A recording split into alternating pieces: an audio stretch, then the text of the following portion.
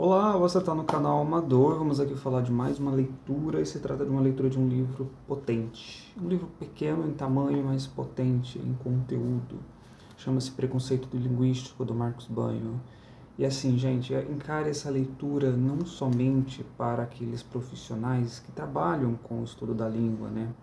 Isso abarca linguistas, os professores também, a galera que dá pesquisa, mas atende-se a essa leitura como algo de um conhecimento levado para a vida, porque, como o próprio título diz aqui, preconceito linguístico, se trata de forma mais uma variante de preconceito, né, da separação das pessoas, e aqui através do que? Da língua, né? O que é muito assim inusitado para algumas pessoas pensar de que as pessoas sofrem preconceito porque falam diferente. Sim, elas sofrem preconceito, dependendo do meio onde ela está inserida. E aqui, com esse livro, com a pesquisa desse autor, não só desse, né, mas eu acho que tem vários outros linguistas que também se debruçam sobre esse tema. Mas aqui, né, mais especificamente sobre esse livro aqui, ele vai elucidar um pouquinho aqui o que rege esse preconceito e o que tem aqui nas rebarbas desse preconceito e que a gente se depara no nosso convívio ali no dia a dia e que a gente às vezes nem percebe e às vezes também a gente mesmo comete esse tipo de rebarba, tá? Então, Marcos Banho, ele publicou esse livro ali no final da década de 90. Essa minha edição aqui, por exemplo, eu comprei em sebo, né, na época da faculdade, que eu estava fazendo letras. É ali do finalzinho, de maio de 2001, essa edição, né? Já tenho novas edições, inclusive. E é um livro, para mim, que não cai ali como datado. Tem uma parte aqui que ele fala sobre CD-ROM, sobre disquete, essas coisas aí, né? Tirando esses aparelhos tecnológicos, já está datado. Mas é um tipo de conteúdo que não está datado, porque muitas coisas que ele comenta aqui nesse livro ainda se permanece na sociedade, né, como um todo. Então, esse aqui é um livro, vamos dizer assim, que ele quer mostrar como essa língua é ampla, né, onde essa língua é diversa, né, e as regras gramaticais que regem essa língua, ela é tomada como uma parte da língua, e não como a língua como um todo, como muitas pessoas pensam, né? E tratado de uma parte, essas regras gramaticais às vezes não abarcam todas as características da língua, além de que a língua é viva, né? A gente não fala mais assim, dependendo dos termos, a gente não fala mais como antigamente, né? A gente volta a dizer assim, que você pega como exemplo você, né? A gente não fala voz MC, a gente não fala você, às vezes o você se tornou só um VC dentro das linguagens, dentro das conversas propriamente ditas, né? Então, esse livro aqui vem para mostrar como essa linguagem ela é complexa, né? E aí, se tratando do Brasil, é complexa, né? É extremamente ampla, é variada, não se fala da mesma maneira do norte ao sul, tem essas variantes. E como essas variantes, né, de regiões, variantes de estilo, né, e de tempo, elas são ali fruto de um julgamento que há na sociedade. E como a língua pode ser usada como ferramenta de poder? Através de uma má educação, né? Como dizia o Darcy Ribeiro, né, que má educação é projeto de país. Enfim, pessoas que têm esses defeitos na sua formação, né, de letramento, de alfabetização, dentro dos seus meios, dentro da sua comunidade de fala, ela entende essa variante, ela vai conseguir se comunicar de qualquer maneira, as pessoas conseguem se comunicar. Saindo dessa comunidade de fala, entrando para uma comunidade de fala, onde aquela norma padrão daquela comunidade, ela é tida de uma outra maneira, uma outra variação, ela pode sofrer ali um ruído, né? E dependendo desse ruído, ela vai ser julgada, né? Ela vai sofrer um preconceito a respeito daquela fala, da maneira de falar, da maneira de interpretar as coisas, de não saber fazer o devido letramento daquele espaço, daquela leitura onde ela está, E aí a gente se pergunta, né, qual a função da gramática nisso tudo, né? A gramática, ela vem ali para explicitar regras do uso do convívio da nossa língua, né? Mas não é a representação de toda a língua. Ela trata de uma parte ali padronizada da nossa língua, né? E aí ela não é a língua em si. A língua é viva, ela é flexível, ela é variante, né? E assim, você ser detentor de toda a gramática também não quer dizer nada. É importante, né? Mas o mais importante ainda é saber usar, né? Saber usar e também lidar com essas comunidades de fala. Ele faz uma alusão, por exemplo, a quando você vai tirar carta de carro. Quando eu falo ele, eu falo Marcos Banho, tá? Tirar carta de carro. Você chega lá para tirar carta de carro, você vai aprender a andar com o carro. Você vai aprender a usar o carro, a ferramenta, né, a máquina carro.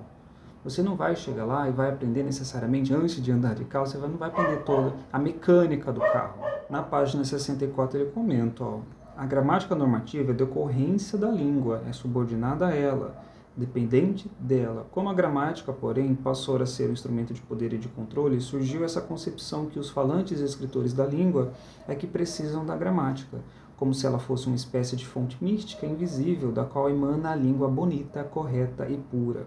A língua passou a ser subordinada e dependente da gramática. O que não está na gramática normativa não é português, e os compêndios gramaticais se transformaram em livros sagrados cujos dogmas e cânones têm de ser obedecidos à risca para não se cometer nenhuma heresia. É forte isso daqui. E aí ele fala, qual a função da gramática, né? A gramática normativa, ele está citando o Cipro, né? Infante. Estabelece a norma culta, ou seja, o padrão linguístico, e mais abaixo ele coloca, a tarefa da gramática seria, isso sim, definir, identificar e localizar os falantes cultos, coletar a língua usada por eles e descrever essa língua de forma clara, objetiva e com critérios teóricos e metodológicos coerentes. Né?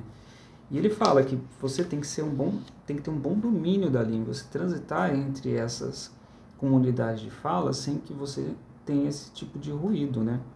E como isso, e um grande exemplo também que ele fala sobre a questão do poder a respeito em cima, né, da língua, por exemplo, quando a gente pega, por exemplo, o estudo da lei, qualquer tipo de lei que você vai ler aí, né, Código de Defesa Civil, o ECA, lei penal, o Código Penal, né, você consegue interpretar aquela lei, você lendo o texto ali, é difícil, né?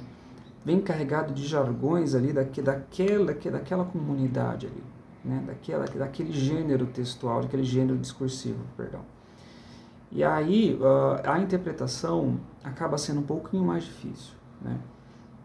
E o devido letramento é isso, é você pegar esses diversos gêneros discursivos e não ter tanta dificuldade. As pessoas que detêm essa facilidade, às vezes, em fazer essa leitura, por exemplo, de leis, códigos penais, por exemplo, acabam tendo mais poder do que aquelas pessoas que não têm, né, esse tipo de letramento. O que eu quero dizer é o seguinte, pessoas que não conseguem fazer a devida interpretação desse tipo de documento, elas são subentendidas, elas são condicionadas a pessoas que conseguem fazer o devido letramento desse tipo de gênero discursivo e a elas deter ali o seu padrão de vida, enfim, tudo isso que eu quero dizer, tá? Então, nesse livro, o que ele traz aqui, voltando um pouquinho aqui para a questão do livro, o que ele faz aqui é trazer para a gente um ponto de partida, né? Por quê? Ele vai trazer aqui 8 mitos a respeito da língua, sobre o que várias pessoas, inclusive eu já pensei também, a respeito do preconceito linguístico. Então ele traz 8 mitos e vai se debruçar em cada um deles. Por exemplo, a língua portuguesa falada no Brasil apresenta uma unidade surpreendente, o brasileiro não sabe português, o português é muito difícil, as pessoas sem instrução falam tudo errado. O lugar onde melhor se fala português no Brasil é o Maranhão. O certo é falar assim porque se escreve assim. É preciso saber gramática para falar e escrever bem. O domínio da norma culta é um instrumento de ascensão social. Inclusive, desse domínio da norma culta, ele faz até uma piadinha, né? Se fosse ascensão social, você saber toda a gramática do português, os professores estariam acima da pirâmide social. Só que a gente não vê isso, né? O que ele quer tratar aqui é trazer aqui para dentro do nosso debate o poder da língua, né? E com isso também a ferramenta de controle social, por que não? O que ele quer dizer aqui nesse livro é sobre a questão do uso da língua, né? Ele fala assim das questões, como a gente pode mudar esse panorama, tendo em mente que pelo menos no que compete aos professores de português, o uso de uma gramática mais contextualizada, né? Entender essas variações linguísticas, que também já está dentro ali nos conteúdos curriculares das escolas.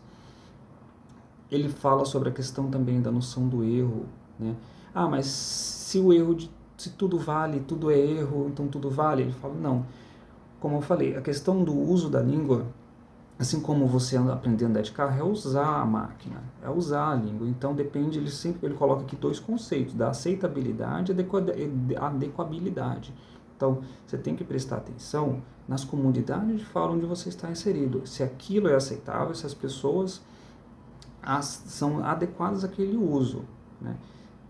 Fazer essas transições entre comunidades de fala, enfim, de maneira não tão ruidosa.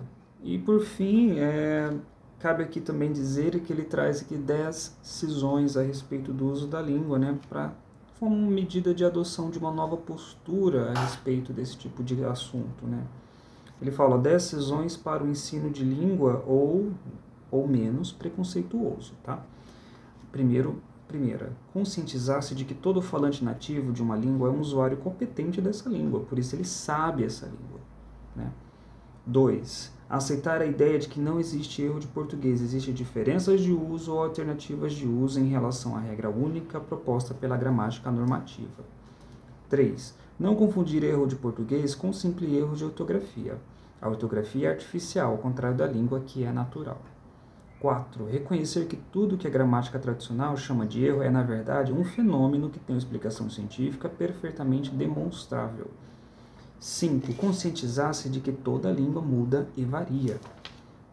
6. Dar-se conta de que a língua portuguesa não vai nem bem e nem mal, ela simplesmente vai, né?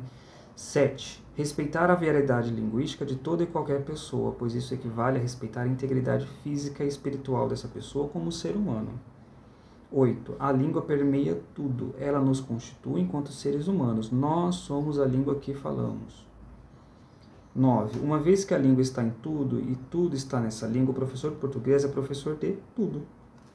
E 10. Ensinar bem é ensinar para o bem. Ensinar para o bem significa respeitar o conhecimento intuitivo do aluno, valorizar o que ele já sabe do mundo, da vida, reconhecer na língua que ele fala a sua própria identidade como ser humano. Enfim. Não quero tratar desse vídeo como uma aula, até porque não é, tá?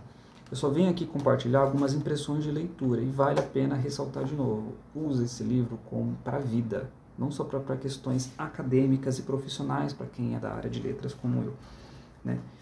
Usar esse livro aqui para a vida, porque isso aqui trata de conhecimento de mundo, como ele falou, né? Uma extensão da nossa própria identidade. Isso aqui é muito bom. Vale a pena, né? Se você ver esse livrinho aqui, ver o próprio Marcos Ban, ele participa de várias lives no canal da Parábola Editorial, que é um canal sensacional. Vou deixar aqui o link da página do canal para vocês acompanharem. Lá tem as lives dele. Ele é muito bom, tá? Outro canal que eu amo de assistir a respeito de tratados de língua é o canal da Jana Viscardi. Vale muito a pena, é uma linguista que vai pegando aqui. Ela tem um quadro lá que é sensacional sobre notícias incríveis, que ela pega as notícias e vai destrinchando aquela notícia a respeito dos usos e sentido das palavras do que há dentro dessas notícias, também de uma forma sensacional, que você fica assim de queixo aberto. Fica a dica de livro, de canal e de pessoas para se seguir, tá? Se você gostou do vídeo, curta, se inscreva no canal, tem vídeo aí toda semana e até a próxima.